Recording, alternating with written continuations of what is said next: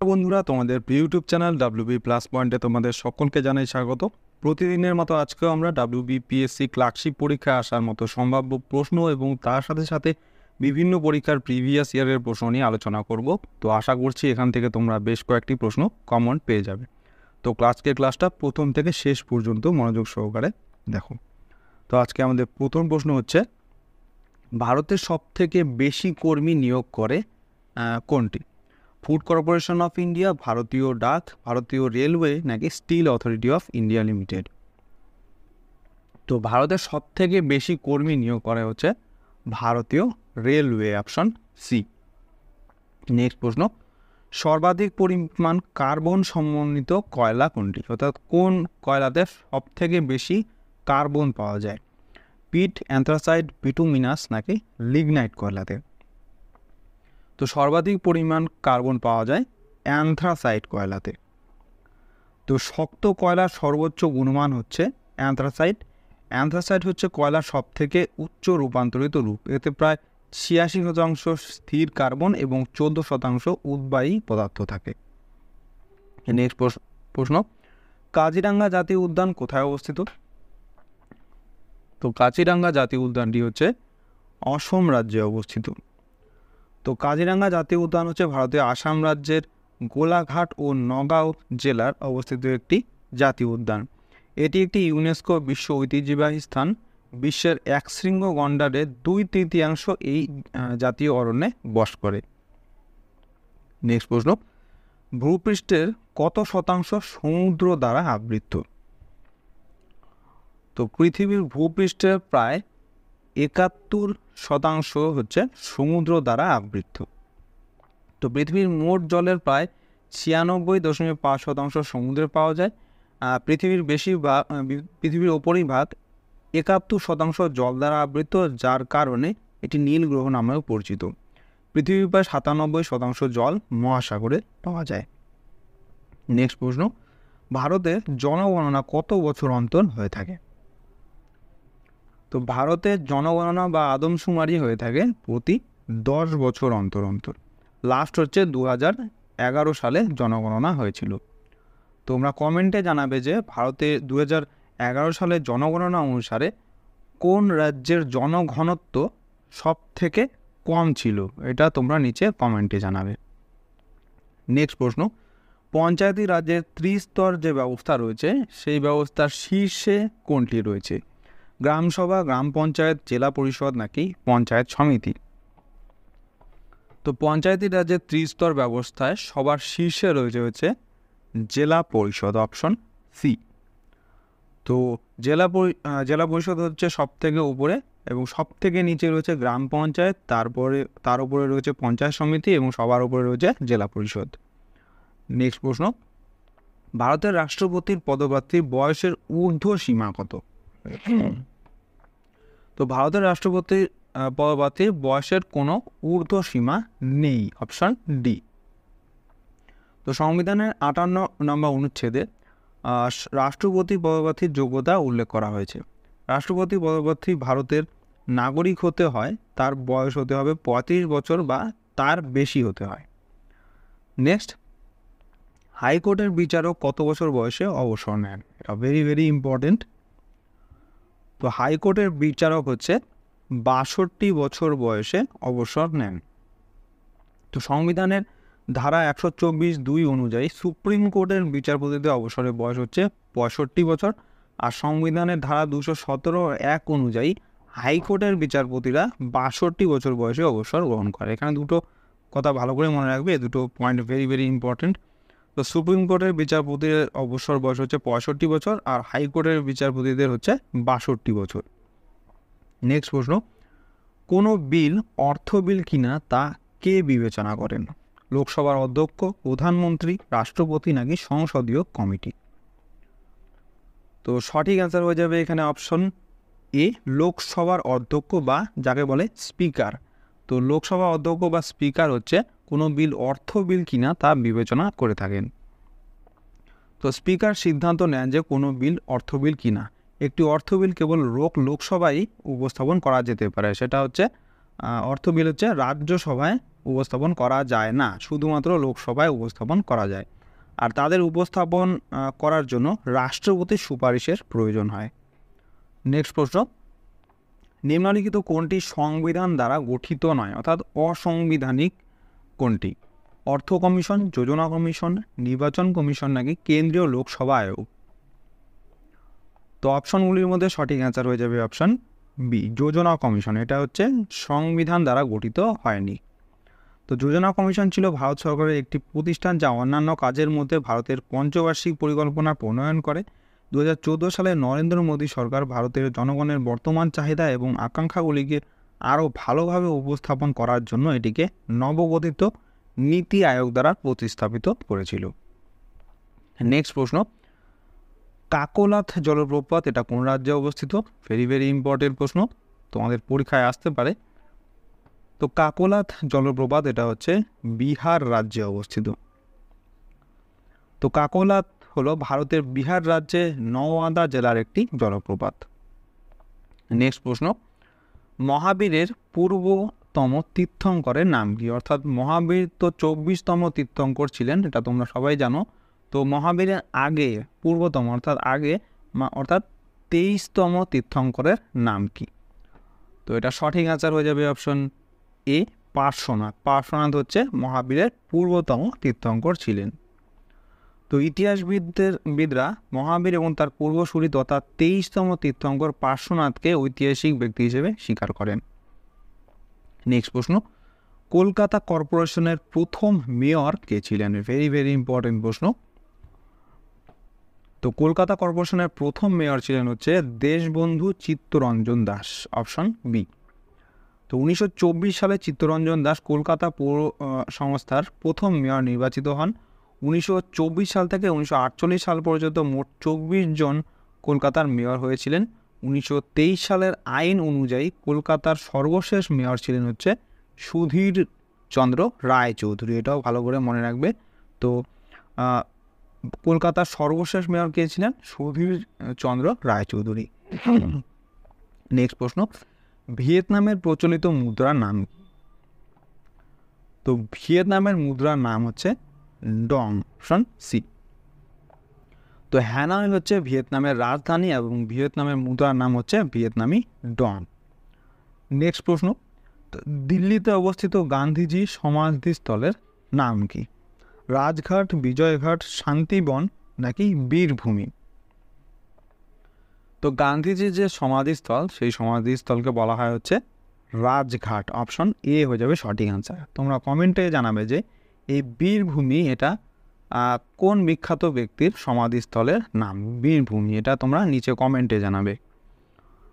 তো রাজঘাট হচ্ছে ভারতের দিল্লিতে অবস্থিত একটি স্মৃতিসৌধ কমপ্লেক্স। স্মৃতিসৌধটি প্রথমে মহাত্মা গান্ধীকে উৎসর্গ করা হয়, যেখানে 31শে জানুয়ারি 1948 সালে তার দাহস্থান চিহ্নিত করার জন্য একটি কালো মর্মরের মঞ্চ নির্মাণ করা হয় এবং এর এক প্রান্তে চিরন্তন শিখা রয়েছে, অর্থাৎ সবসময় জ্বলতে থাকে একটি আগুন আছে সেখানে। নেক্সট, সর্দার চলচ্চিত্রের নির্দেশক কে ছিলেন? তো সর্দার একটা মুভি বেরিয়েছিল, সেই চলচ্চিত্রের নির্দেশক কে ছিলেন? সর্দার অর্থাৎ সর্দার বল্লভভাইয়ের জীবনী নিয়ে একটি চলচ্চিত্র, এটার নির্দেশক কে ছিলেন? Very very important. তো এই চলচ্চিত্রের নির্দেশক ছিলেন হচ্ছে কেতন মেহতা, অপশন ডি। তো সর্দার, এখানে একটু ভুল হয়েছে, সর্দার হবে এখানে এটা।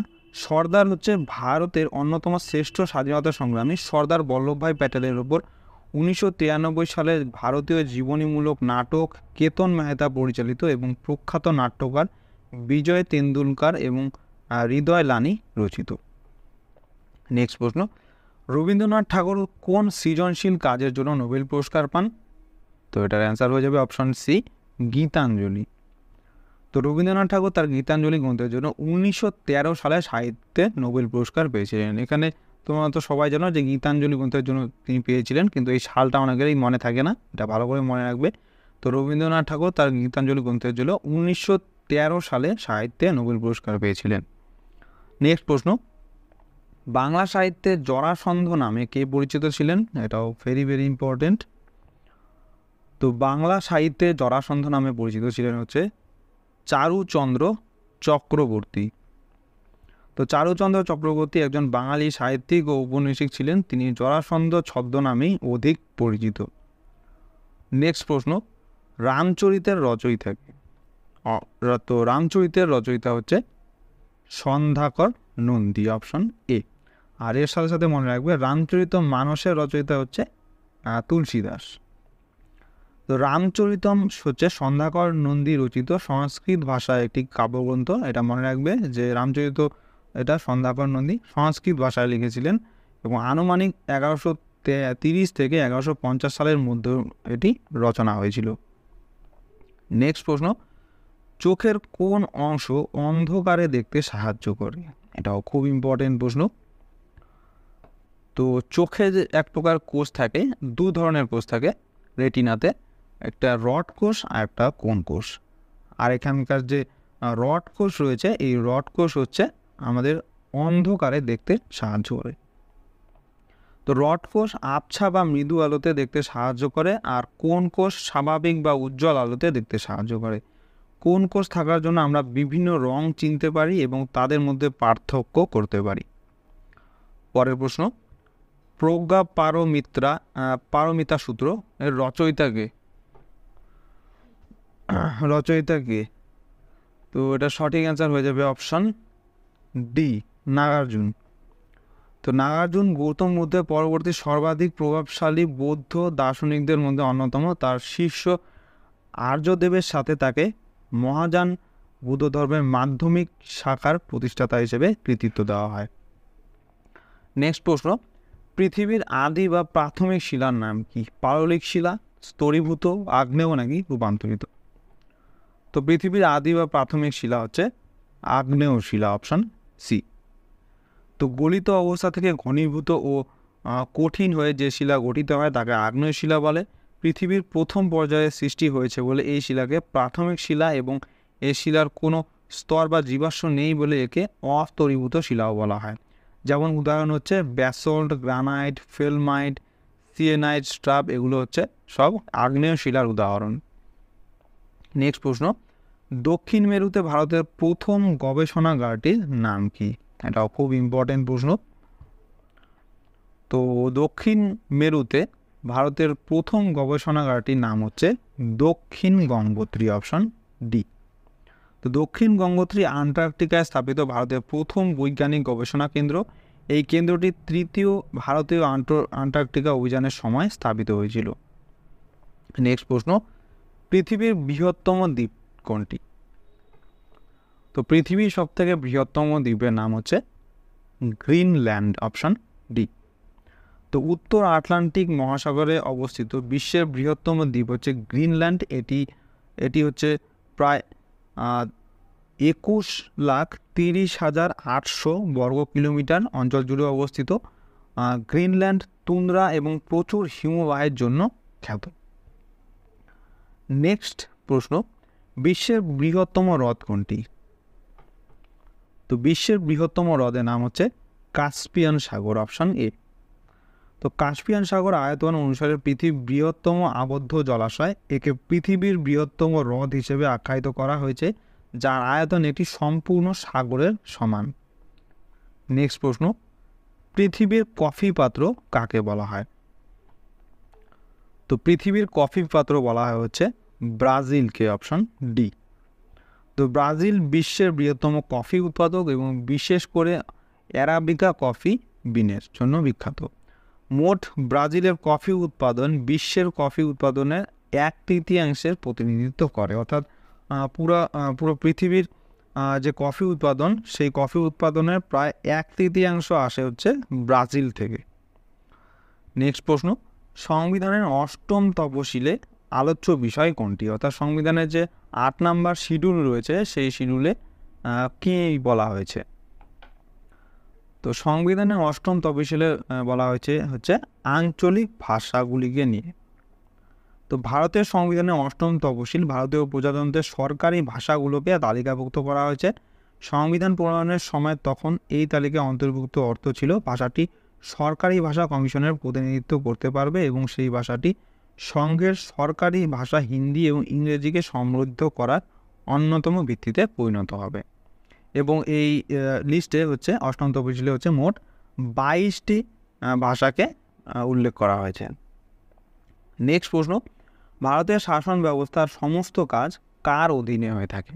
রাষ্ট্রপতি, সংসদ, লোকসভা নাকি বিচার বিভাগ? তো মনে রাখবে, ভারতের শাসন ব্যবস্থার সমস্ত কাজ হচ্ছে সংসদের অধীনে হয়ে থাকে। সংসদ অর্থাৎ লোকসভা এবং রাজ্যসভা দুটো মিলিয়ে। নেক্সট প্রশ্ন, অরুণাচল প্রদেশ কোন হাইকোর্টের আওতায় পড়ে? গুয়াহাটি, বোম্বে, কলকাতা নাকি চণ্ডীগড়? তো অরুণাচল প্রদেশ হচ্ছে গুয়াহাটি হাইকোর্টের আওতায় পড়ে। তো গুয়াহাটি হাইকোর্ট আসামের গুয়াহাটিতে অবস্থিত। এর এখতিয়ারভুক্ত এলাকা হলো সমগ্র অরুণাচল প্রদেশ। আর অরুণাচল প্রদেশের বর্তমান বিধানসভা হচ্ছে একক কক্ষ বিশিষ্ট। নেক্সট প্রশ্ন, ভারতীয় বিচার ব্যবস্থার শীর্ষে কে রয়েছে? তো এটা তো ভেরি ইম্পর্টেন্ট, অ্যান্সার হবে সুপ্রিম কোর্ট। তো সংবিধান অনুসারে ভারতীয় সুপ্রিম কোর্ট দেশের শীর্ষ বিচার বিভাগ এবং ভারতের প্রজাতন্ত্রের সর্বোচ্চ আদালত। নেক্সট প্রশ্ন, সূর্যের সর্বাপেক্ষা বাইরের স্তরটির নাম কি? তো সূর্যের সব থেকে বাইরের স্তরটির নাম হচ্ছে করোনা, অপশন বি। তো করোনা হচ্ছে সূর্যের সব থেকে বাইরের স্তর। এটি একটি খুব উচ্চ তাপমাত্রা অনুভব করে এবং প্রায় 1 মিলিয়ন ডিগ্রি সেলসিয়াসের উষ্ণতা। ফটোস্ফিয়ার, ক্রোমোস্ফিয়ার, ট্রানজিশন অঞ্চল এবং করোনা হচ্ছে সূর্যের বাইরের স্তর।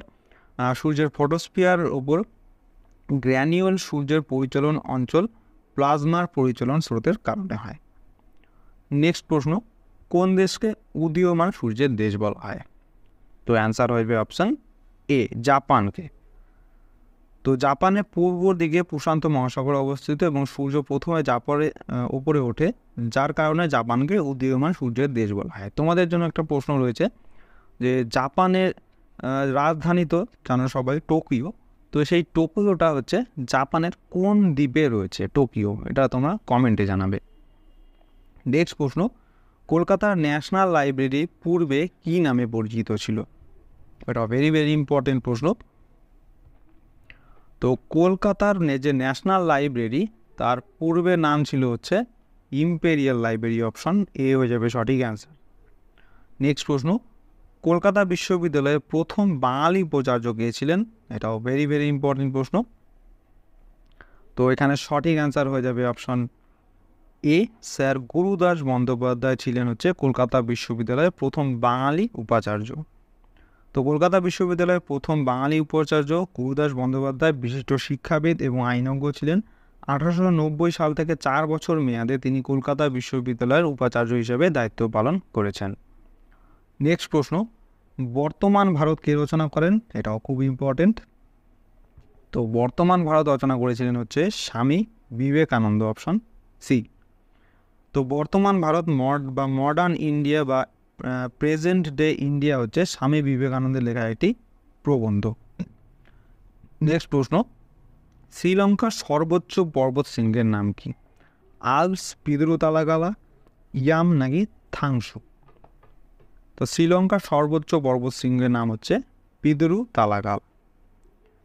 তো পেদ্রু তালাগালা শৃঙ্গটি মাউন্ট পেড্রো পিক নামেও পরিচিত। সমুদ্রপৃষ্ঠ থেকে এর উচ্চতা হচ্ছে 2524 মিটার বা 8281 ফুট। শৃঙ্গটি শ্রীলঙ্কা সরকার এবং সশস্ত্র বাহিনীর কেন্দ্রীয় যোগাযোগ ব্যবস্থা হিসেবে ব্যবহৃত হয়। পরের প্রশ্ন, কে ভারতের জাতীয় গানটি রচনা করেছিলেন? জাতীয় গান বলতে এখানে বোঝাচ্ছে হচ্ছে বন্দে মাতরমকে। তো সঠিক অ্যান্সার হয়ে যাবে এখানে অপশন বি, বঙ্কিমচন্দ্র চট্টোপাধ্যায় হচ্ছে ভারতের জাতীয় গানটি রচনা করেছিলেন। তো বঙ্কিমচন্দ্র চট্টোপাধ্যায় বন্দে মাতরম গানটিকে একটি মিশ্র ভাষায় অর্থাৎ সংস্কৃত এবং বাংলা ভাষায় রচনা করেছিলেন। গানটি হচ্ছে 1872 সালে তার লেখা আনন্দ মঠ উপন্যাসের একটি অন্তর্নিহিত গান হিসেবে প্রকাশিত হয়। এটা ভালো করে মনে রাখবে যে বঙ্কিমচন্দ্র চট্টোপাধ্যায় যে বন্দে মাতরম গানটিকে প্রথম হচ্ছে আনন্দ মঠ উপন্যাসে প্রকাশিত করেছিলেন এবং এই উপন্যাসে গানটি গেয়েছেন ভবনন্দ নামে পরিচিত একজন সন্ন্যাসী। এটাও ভালো করে মনে রাখবে। এরপরে এই গানটির জন্য সুর রচনা করেছিলেন যদুনাথ ভট্টাচার্য। এটা তো খুবই ইম্পর্টেন্ট, এটা তোমাদের পরীক্ষায় আসতে পারে যে বঙ্কিমচন্দ্র চট্টোপাধ্যায় যে বন্দে মাতরম গানটি গিয়েছিলেন তার সুর কে রচনা করেছিলেন? অ্যান্সার হবে যদুনাথ ভট্টাচার্য। এই প্রশ্নটা তো অনেকবারই পরীক্ষায় আসে যে বন্দে মাতরম গানটি কে রচনা করেছিলেন, কিন্তু এখন কিন্তু এরকম ধরনের প্রশ্ন আসতে পারে যে এই গানটা সুর কে রচনা করেছিলেন। এটা ভালো করে মনে রাখবে, অ্যান্সার হবে যদুনাথ ভট্টাচার্য। নেক্সট প্রশ্ন, ভগবান বুদ্ধের স্ত্রীর নাম কী ছিল? তো ভগবান বুদ্ধের স্ত্রীর নাম ছিল হচ্ছে যশোধরা, অপশান এ। তো যশোধরা ও সিদ্ধার্থ গৌতম একই দিনে জন্মগ্রহণ করেছিলেন। 16 বছর বয়সে যশোধরার সঙ্গে সিদ্ধার্থ গৌতমের বিবাহ সম্পন্ন হয়।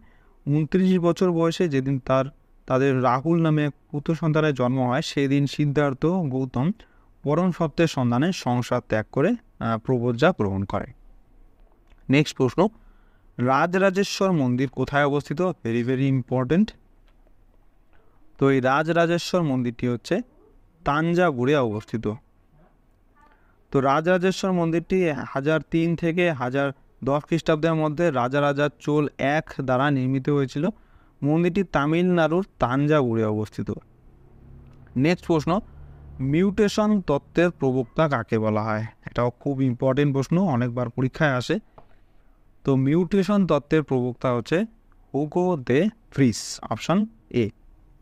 তো পরিব্যক্তি বা মিউটেশন শব্দটি হুগো দে ভ্রিস প্রথম ব্যবহার করেছিলেন ইনোথেরা ল্যামার্কিয়ানাতে। তিনি এইটি পর্যবেক্ষণ করেছেন। তিনি 1881 সালে আমস্টারডাম বিশ্ববিদ্যালয়ের উদ্ভিদ শরীর তত্ত্বের অধ্যাপক ছিলেন। তো বন্ধুরা, এই ছিল আজকে আমাদের WBPSC ক্লার্কশিপের স্পেশাল জিকে ক্লাস। তোমাদের কেমন লাগলো অবশ্যই কমেন্ট করে জানাও। ভালো লেগে থাকলে অবশ্যই একটি লাইক করবে এবং চ্যানেলে নতুন হয়ে থাকলে চ্যানেলটিকে অবশ্যই সাবস্ক্রাইব করে রাখবে এরকম আরও ক্লাসের জন্য। তো তোমাদের সাথে দেখা হচ্ছে নেক্সট ক্লাসে। ধন্যবাদ।